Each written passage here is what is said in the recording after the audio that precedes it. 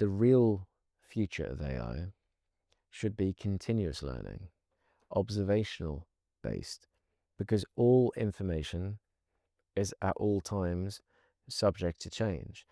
Upon its creation, it can be considered historical, but as time moves forward, so long as there are more sensory inputs, and that could be, again, any mode, more images, uh, more words, more visual elements, audio, and also understanding cause and effect and consequence, then there's always things happening. I mean, blood pressure can go up and down. We don't get younger, we get older. Well, even in a medical sense, we're constantly evolving, iterating creatures. That's the nature of life. So to say we've ring-fenced data and said that's what it's trained upon, and to really not pay attention to the training methodology with everything as it evolves on a constant basis, there's a architectural fundamental flaw there. So there will be other technologies, and there are, which are developing to address more of the human experience, but a more rational, trusted basis, and things which are far more performant in an empirical standpoint rather than subjective. I mean, these are two terms I use quite a lot. Empirical being if you observe the temperature at a particular place and you record it, that is an empirical observation.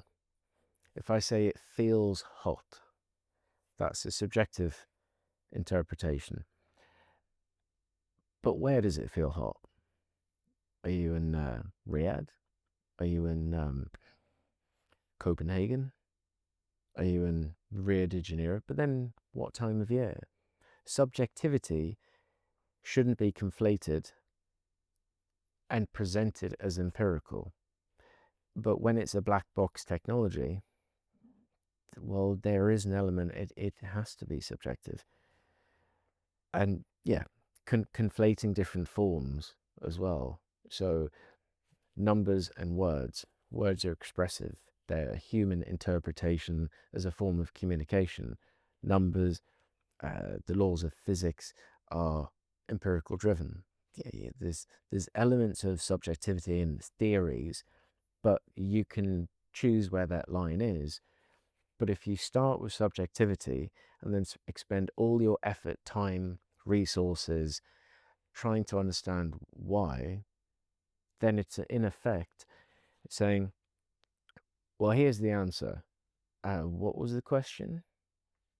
And then figuring out what the question was based on the answer, and then validating, well, does the answer fit the question?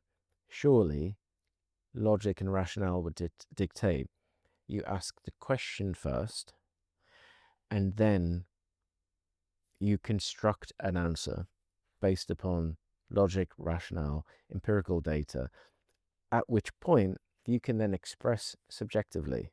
So it's a different way of thinking about it, and it sounds very, very subtle, but doing stuff, then figuring out why you've done it and why it makes sense is a extremely inefficient way of doing it.